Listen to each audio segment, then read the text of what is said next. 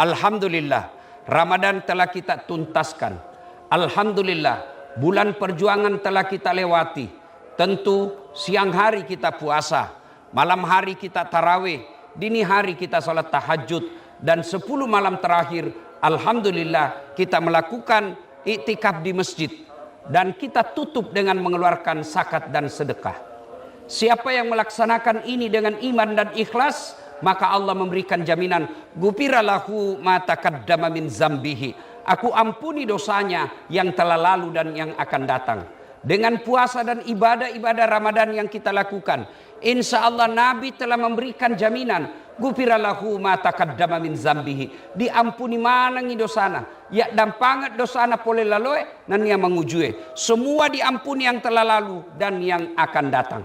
Alhamdulillah, dengan catatan mereka yang menghidupkan malam-malam dengan tarawih, sholat malam, witir, dan siang harinya dia isi dengan puasa dan ibadah-ibadah lainnya, percaya pada hari ini Allah telah mengampuni dosa-dosa kita, maka kita sebut dengan Aidil Fitri, hari kemenangan, yang arti bahasa Indonesianya kembali menjadi suci. Itulah sebabnya hari Aidil Fitri kita disunahkan memakai baju putih. Kenapa? Seolah-olah kita bersih putih seperti pakaian yang kita pakai. Dengan catatan, menurut informasi dari Rasulullah, engkau telu tahu dia diterima amal madicenna, tidak diterima amal kebaikannya oleh Allah Subhanahu wa taala. Yang didoakan oleh Nabi ditolak amal-amal Ramadannya dan diaminkan oleh Jibril. Siapa mereka yang tiga ini? Biar puasanya bagus, witirnya bagus, iktikafnya 10 malam terakhir, dia bayar zakatnya, dia bersedekah, tapi masuk dalam tiga ini, sesungguhnya amalmu tidak sampai ditolak oleh Allah Subhanahu wa taala. Siapa mereka kata Nabi? Yang pertama, anak yang durhaka kepada kedua orang tuanya. Saya yakin tidak semua kita orang tua di sini, tidak semua kita punya anak di sini, tapi saya yakin 1000% semua kita punya orang tua. Ada yang berkata, bagaimana kalau orang tua saya pilih kasih, anaknya yang kaya dia suka, saya yang kasihan pengangguran tidak nak sayang kak. Itu Tommy cobaanmu sebagai anak. Tidak seberapa berat itu dibanding penderitaannya ibumu mengandung dan melahirkan kamu. Bagaimana kalau bapakku tidak sholat Ustadz? Bagaimana kalau bapakku pabotor? Bagaimana kalau bapakku tukang judi? Bukan urusanmu, urusannya dia kepada Allah Subhanahu wa taala. Kalau kamu berpikir bapakmu jelek agamanya, apa bedanya dengan Ibrahim alaihissalam? Ibrahim alaihissalam bapaknya namanya Azar, nyembah berhala. Ketika Ibrahim mau ribut sama bapaknya, ditegur oleh Allah. Ibrahim, bapakmu itu. Tapi dia menyembah berhala ya Allah. Bagaimanapun dia bapakmu. Jangan kau ribut sama bapakmu. Kau yang mengalah, kau yang pergi dari kampungmu. Allahu Akbar. Nah anak-anak sekarang lebih sayang itu sama cowok daripada bapaknya. Lihat nanti kalau pulang, bukan itu orang tua nak cari. Cowok nak langsung nak telepon. Baru itu cowok nak pakai kepala talan je. Itu mina sayang. Cowok, cewek nak sayang. Mamaknya yang lahirkan dia, mamaknya yang ngandung dia, mamaknya yang menyusui dia, belasan tahun diurus, baru kenal laki-laki 2 bulan, lebih nak hormati cowoknya daripada orang tuanya. Kalau begini sifatmu dek, biar kau itikaf 10 malam di sini, kau tidak hormati orang tuamu, amalmu ditolak oleh Allah Subhanahu wa taala. Ada lagi model kedua, anak yang durhaka, yaitu mereka yang lebih sayang kepada istrinya daripada ibunya. Bapak-bapak yang saya muliakan, boleh kau sayang istrimu, tapi jangan sampai kau membandingkan dengan istrimu, dengan ibumu. Tidak bisa kau bandingkan. Ibu-ibu yang ada di dalam masjid, jangan pula kau siri orang tuamu memilih pilihan yang tidak masuk di akal. Ada kadangkala perempuan berkata, kau lebih sayang mamamu daripada saya istrimu. Pasti kita lebih sayang ibu daripada istri. Ibu-ibu dengar ini. Siapa yang mengandung ibumu? Siapa yang mengandung suamimu? Ibu kan pernah mengandung. Bagaimana penderitaan 9 bulan susah. Siapa yang mengandung suami? Ibunya. Ibu pernah mengingat waktu melahirkan pilihan antara hidup dan mati. Siapa yang melahirkan suami? Ibunya. Setelah itu siapa yang menyusui dan membesarkannya? Ibunya. Sekarang setelah dia besar dan punya kerja, siapa yang dapat gajinya? Suamimu.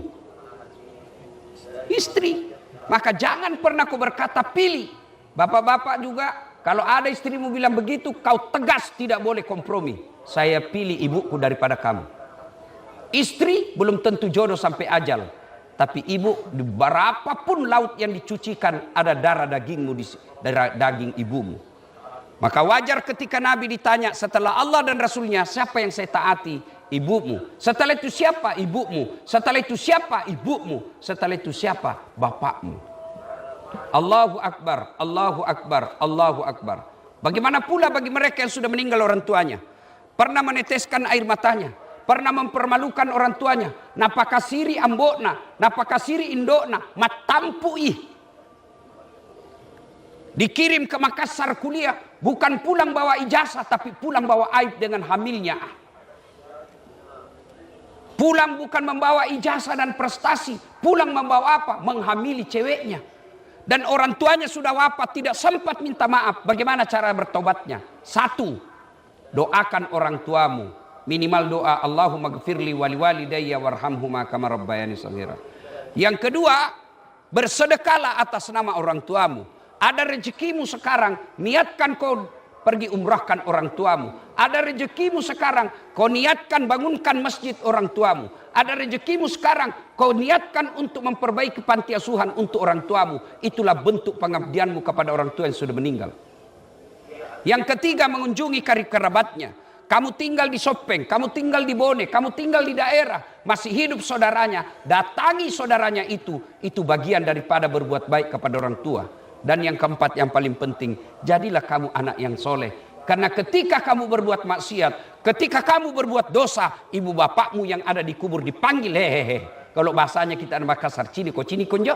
Lihat itu hasil didikanmu, lihat itu anakmu, lihat itu anakmu. Kau tinggalkan tidak beres akidahnya, maka dia akan disiksa. Allahu Akbar, Allahu Akbar, Allahu Akbar.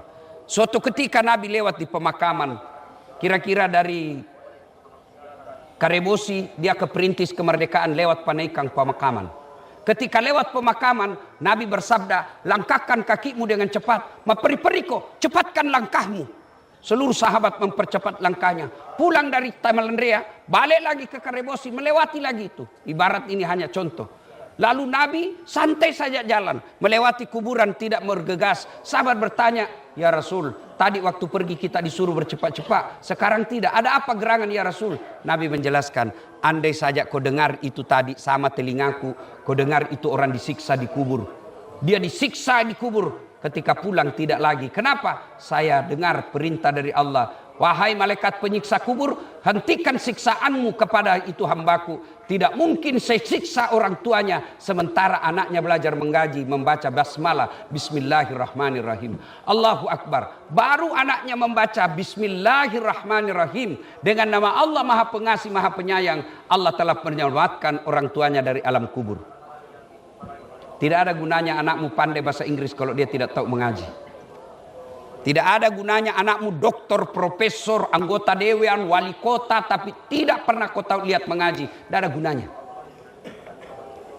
Bapak-bapak, biar anakmu tinggi, banyak uangnya, tidak pernah kau dapat dia pergi pengajian, tidak pernah didapat malam Jumat dia baca Yasin, tidak pernah kita dapat ikut taklim, tidak pernah kita dengar puasa Senin Kamis. Alaman tidak ada gunanya itu anakmu ketika di alam kubur.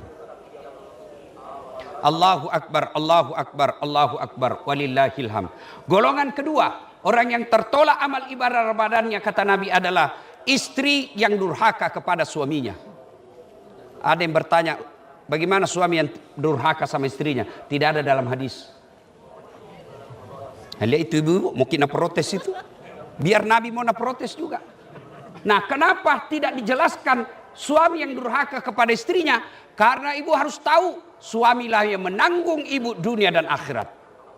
Kalau ada istri yang tidak pakai jilbab, meskipun suaminya ulama, suaminya bertanggung jawab terhadap istrinya. Dia akan diseret masuk neraka bersama istrinya. Itu makna dari ayat ku anfusakum wa ahlikum nar. Itu di akhirat. Di dunia, malu itu laki-laki kalau pulang kampung istrinya tidak pakai baju baru. Malu itu laki-laki kalau sudah ada anaknya tapi tidak punya rumah, masih ngontrak-ngontrak. Suami menanggung istri dunia akhirat. Berapa banyak kasihan suami rela menaik Grab, rela menjadi tukang Grab, rela menjadi tukang ojek, kehujanan, kepanasan, ditipu sama penumpang, tidak pernah ditelepon istrinya tentang suka dukanya. Kenapa? Karena dia sayang istrinya, tidak mau kalau istrinya dia tahu penderitaannya. Dia akan berkata, biar nih saya sepot, biar nih saya susah, biar nih saya menderita, yang penting istriku tidak tahu penderitaanku. Tapi beda coba itu perempuan. Baru itu susah air, mati telpomi, mana ko, mati saya ngair. Coba busuk ikan, busuk ikan, ganti kau cepat. Beda laki-laki. Maka itulah sebabnya perempuan meskipun ibadahnya bagus, tertolak amal ibadah Ramadannya. Bahkan Nabi katakan, andai saja boleh manusia sujud kepada sesamanya manusia, maka perempuan saya wajibkan sujud di depan suaminya. Bagaimana kalau suamiku tidak sholat? Bukan urusanmu. Kenapa? Seorang perempuan tidak menanggung dosanya laki-laki, sementara laki-laki menanggung dosanya perempuan. Allahu Akbar, Allahu Akbar. Ibu-ibu, kalau ada pernah menyakiti hati suami, pulang nanti jangko gengsi. Cium tangannya, minta maaf. Tapi ketika kau mau datangi itu suamimu, nah tahan kau setan. Jangko, dia juga pernah salah. Jangko, dia juga pernah salah. Itu setan. Kalau ada bisikan dalam hatimu, jangko, ucapkan na'udzubillahi min zalik. A'udzubillahi minasyaitonir rajim. Ucapkan itu. Aku berlindung kepada Allah dari godaan setan. Allahu Akbar, Allahu Akbar, Allahu Akbar. Ada 5 kewajiban seorang istri yang dia harus minta maaf, harus minta izin kepada suaminya. Ini bukan menurut Das'at, menurut Nabi. 5 perempuan harus izin kepada suaminya. Dan kalau dia langgar, dia berdosa. 1, wajib minta izin ketika mau keluar rumah. Pikir maki bu, minta izin jadi kalau mau keluar. Biasanya ditelepon pagi baru kita bilang, oh saya lagi di mall. Kenapa laki-laki tidak minta izin kepada istri? Karena laki-laki memang tugasnya lebih banyak di luar. Kata Nabi, perempuan yang keluar rumah tanpa izin istrinya, suaminya, maka sejak dia pergi sampai pulang, laknat Allah menyertainya. Tuh masih mau protes itu. Yang kedua, perempuan wajib minta izin kepada suaminya ketika hendak berpuasa sunnah. Ibu anak santri, pengantin baru, mau puasa Senin Kamis, dia puasa hari Senin, suaminya cuti dari kantor hari Senin. Begitu pulang suaminya dan membutuhkan sesuatu, dan apa dia bilang istrinya? Saya lagi puasa, maka dia wajib membatalkan puasanya. Itu puasa itu. Yang ketiga, seorang istri wajib meminta izin kepada suaminya memasukkan orang lain ke rumahnya. Meskipun sepupu tidak boleh dia masuk tanpa izin suaminya. Datang keluarga dari Pindrang. Daeng, ada ini sepupumu dari Pindrang. Bagaimana? Dikasih masuk atau tidak? Kalau Nabi bilang suamimu, suruh tunggu di teras, jangan kau kasih masuk. Haram hukumnya dikasih masuk. Yang keempat, seorang istri wajib meminta izin membelanjakan harta suaminya. Ini bukan minta izin, nah curi. Nambil di dompet nah. Kau juga suami, jangan kau seke. Allahu Akbar, Allahu Akbar, Allahu Akbar, walillahil hamd. Yang ketiga, golongan orang yang tertolak amal ibadah Ramadannya adalah mereka yang tidak mau memaafkan sesamanya muslim. Suatu kali Nabi lagi duduk di masjid, menunggu waktu buka. Tiba-tiba Nabi bersabda, sebentar lagi akan muncul penghuni surga. Seluruh sahabat melihat, siapa ini? Membayangkan Umar, membayangkan Abu Bakar, membayangkan Utsman. Dia bayangkan sahabat-sahabat pilihan Nabi. Ternyata muncul orang tidak terkenal dan tidak populer di Madinah. Dia lusuh wajahnya, sandalnya pun dia pegang. Masuk ke dalam masjid, bajunya pun tidak populer. Penasaran, dilihat-lihati. Hari kedua Nabi pun bersabda, sebentar lagi akan muncul penghuni surga. Dia lihat, dia aja yang kemarin. Sampai hari ketiga, kemudian Abdullah ikuti orang itu. Setelah dia dapat, dia bermalam. Minta izin. Saudara, bisa enggak saya bermalam di rumahmu? Boleh bermalam. Boleh ji. Bermalamlah Abdullah bin Umar. Malam hari Abdullah sholat tahajud. Ini tuan rumah tidur ji. Pagi hari Abdullah sholat duha. Ini orang duduk-duduk ji. Sore hari Abdullah mengaji. Dia lihat-lihat ji. Hari kedua begitu sampai hari ketiga. Abdullah lalu berkesimpulan. Lebih banyak amalku ini dari ini orang. Saya sholat dia tidur ji. Lalu dia terus terang. Mau kak lihat apa amalmu? Nah dijamin kau masuk surga. Nah bilang nu cini mito. Jaya malah nu nakke. Kau tahajud nakketin roja. Kau sholat duha kudu ja. Kau mengaji ku cini jako. Lebih banyak amalmu. Pulanglah dia. Belum jauh dipanggil kembali sama ini orang punya rumah. Tal sini kau dulu. Apa? Ada ku lupa. Apa itu? Saya punya kebiasaan setiap malam sebelum saya tidur saya berdoa kepada Allah. Ya Allah, maafkanlah orang-orang yang berdosa kepadaku hari ini. Maafkanlah orang-orang yang menyakitiku hari ini. Karena sesungguhnya aku telah memaafkan mereka. Allahu Akbar. Abdullah lalu berkata, itu sebabnya kamu dijamin oleh Nabi pasti masuk surga. Tidak semua orang punya sifat mampu memaafkan orang yang bersalah. Nah kita coba maki. Baru satu kali salah istri tak, langsung kita maki-maki. 40 tahun maki sama. Nah kasih maki anak 4. Baru gara-gara WhatsApp mantannya. Di WhatsApp lope. Nulupa itu 40 tahun. Nulupa itu 4 anakmu. Langsung kau pulang ke orang tuamu. Kalau bapak mau mulia, maafkan. Begitu juga ibu. Ada yang menangis-nangis curhat sama saya. Tidak kusangka Ustaz. 40 tahun mak sama-sama. Ternyata masih komunikasi sama mantannya. Mintakan diceraikan Ustaz. Saya bilang, ya boleh dicerai bu. Tapi pikir dulu baik-baik. Baru kutanya mi. Ibu berapa tahun maki sama suami tak? Nah bilang 40 tahun mi Ustaz. Ada rumah tak? Nah bilang ada Ustaz. Tapi dicicil alhamdulillah lunas mi Ustaz. Siapa yang bayarkan cicilan? Nak bilang suamiku Ustaz. Mulai itu ketawa. Ada mobil tak? Nak bilang ada. Aku bilang dicicil juga. Nak bilang lunas mi Ustaz. Siapa bayarkan? Nak bilang suamiku Ustaz. Saya bilang bu, masa gara-gara WhatsApp jimantannya kita lupa 40 tahun, nak belikan ki rumah, nak belikan ki mobil. Setan itu, maafkan. Dosanya dia yang tanggung. Maka orang-orang yang bertetangga pulang ki nanti ini jangan ki pikir saya kakak, saya kaya, saya senior, saya bangsawan, saya pejabat, gengsi saya minta maaf. Salah, itu bisikan setan. Datang minta maaf. Dia tidak maafkan saya Ustaz, minta maaf 2 kali. Dia tidak maafkan, minta maaf 3 kali. Kewajiban kita hanya 3 kali minta maaf. Sudah 3 kali minta maaf, bukan urusan tak. Ada gara pilkada. Pilwali Makassar sudah jadi wali kota mi. Pilpres Prabowo aku cambuk sama Anies sama Ganjar. Coba sampai sekarang kamu baku musuh, padahal Prabowo menjadi presiden nih. Wakilna Anies menjadi menteri nih. Kau apa nu dapat?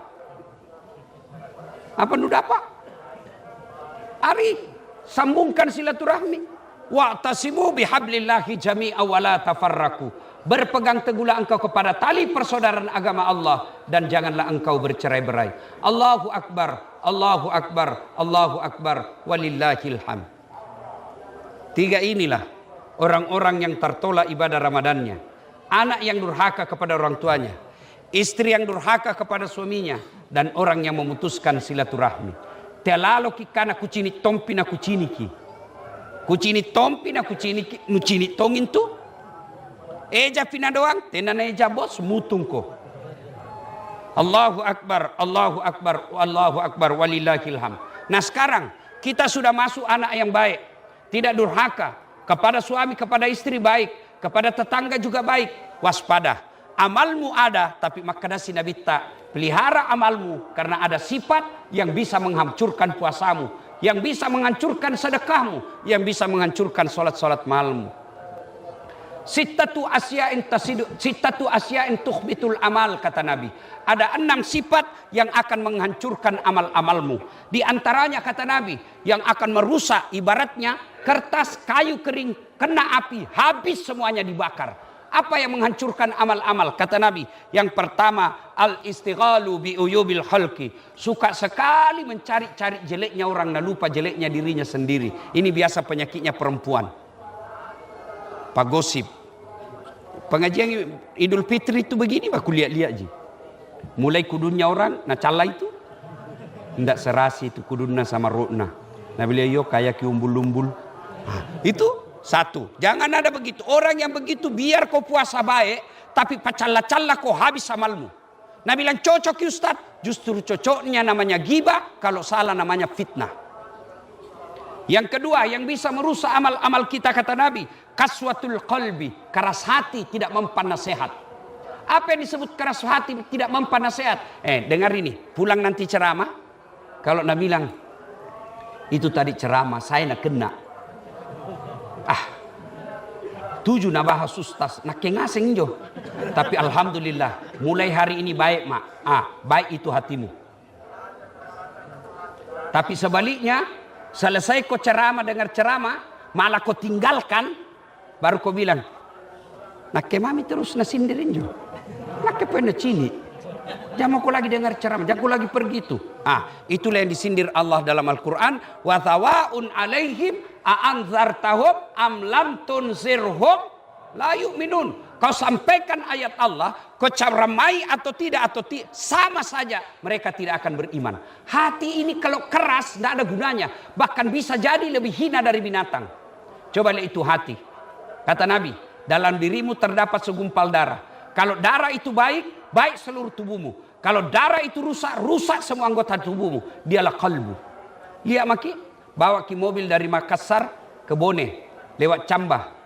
Yang berpikir sepanjang jalan otak, yang melihat sepanjang jalan mata, pegang setir tangan, gas rem kaki, berpikir otak. Tapi begitu ada tikungan apa tertulis? Hati-hati. Tidak ada tertulis otak-otak. Iya. Ini hati penting. Kalau pulang kau dengar ceramah, nukana ji, nak ketojeng. Kalau durhaka kau sama orang tuamu, selesai kau dengar ini, ndak gengsi kau datang kau minta maaf, berarti baik hatimu. Bapak, ibu-ibu sudah dengar ini, selama ini suka kasar sama suami, patotoai sama suami, begitu kau pulang lebaran, kau minta maaf sama suamimu, bagus hatimu. Tapi kalau kau bilang, teh aja, ia lagi pakai kepala tala, keras hati itu. Yang ketiga, yang akan menghancurkan amal kebaikan kita, kata Nabi, qillatul haya tomakuras siri'e. Kurang rasa malu. Nah sekarang Pak, rasa malu kurangnya itu, coba lihat orang Pak, sudah nyata-nyata pernah di penjara masih mau macale. Dek sisa gagas sirina.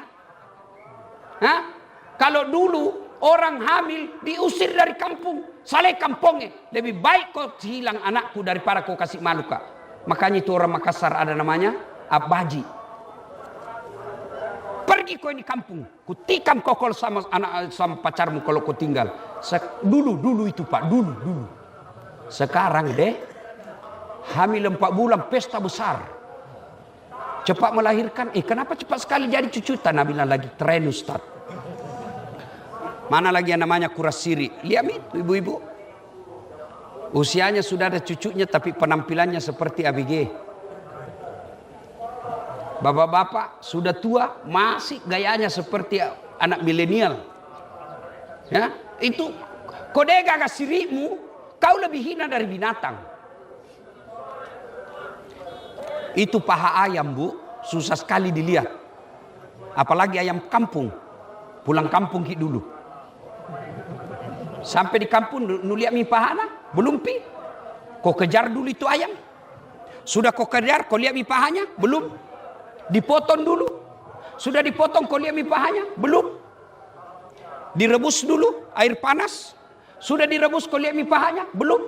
Dicabut dulu. baru bisa kau lihat pahanya. Pulang kampung kau dulu, kau beli 70.000, kau kejar 30 menit, kau potong bismillah, kau rebus 15 menit, kau cabut, baru lihat pahanya. Pergi mako di mall. 10 menit kau saja berdiri, 15 pasang paha lewat gratis, tenan bayar. Nu lihat itu penjual ayam, ayam goreng. Lihat nih, bisa kau pegang. Ayam goreng, misalnya Kentucky, bisa kau pegang. Dibayar dulu baru bisa kau pegang. Pegang mako, ndak dibayar, nak bilang korang gila. Tapi itu cewek gratis dipegang. Itu semua yang disebut kurang rasa malu. Kalau begitu akhlakmu, habis amal-amal Ramadanmu. Yang keempat, yang akan menghancurkan amal ibadah kita, hubbud dunia, terlewat cinta, terlalu cinta dunia. Cinta dunia boleh, tapi yang dimaksud terlalu cinta dunia, bakhil, seke, pelit. Sudah sewajarnya dia bersedekah tidak mau, terlalu cinta dunia. Mana lagi disebut terlalu cinta dunia? Takut dibilang tua. Begitu kelihatan ubannya stres. Kenapa? Nah, memang harus tua. Begitu mulai kelihatan keriput mukanya, stres. Ih, kelihatan gak tua. Ih, memang sudah 60 umurmu. Justru jelek dilihat kalau umurmu 60, mukamu seperti TK. Itu Allah sudah atur. Orang yang terlalu cinta dunia. Yang ketiga adalah menganggap enteng ibadah. Sudah azan masih pergi tidur. Itu termasuk cinta dunia. Yang keempat, cinta dunia, mencari harta menghalalkan segala cara. Yang tidak bisa dihentikan. Zalim itu ada 3. Zalim kepada Allah, melalaikan ibadah. Zalim kepada sesama manusia, mengambil hak-haknya. Zalim kepada diri sendiri, yaitu waktunya mi tidur begadang tongi. Waktunya mi istirahat, tidak mau istirahat, itu zalim kepada diri sendiri. Dan yang keenam, yang akan menghancurkan amal ibadah kita, kata Nabi, tulul amal, tomakutue, malas. Adik-adik sudah sarjana masih mau diongkosi sama orang tuanya. Itu termasuk menghancurkan amal. Sudah sekolah tinggi-tinggi tapi masih mau dibiayai orang tuamu. Itu disebut kata Nabi, tulul amal, panjang angan-angan, malas. Allahu Akbar, Allahu Akbar, Allahu Akbar, walillahilham. Sidang jamaah yang saya muliakan, semoga Allah Subhanahu wa taala menerima amal-amal ibadah Ramadan kita. Kemudian menghindarkan kita dari sifat-sifat tercelah dan mengampuni dosa-dosa kita yang telah lalu. Dan setelah Aidil Fitri ini betul-betul kita kembali menjadi Aidil Fitri, hari di mana kita suci seperti bayi yang baru dilahirkan. Semoga ada manfaat. Lebih dan kurangnya mohon dimaafkan. Barakallahu li wa lakum wa izazil mu'minin innahu huwal ghafurur rahim.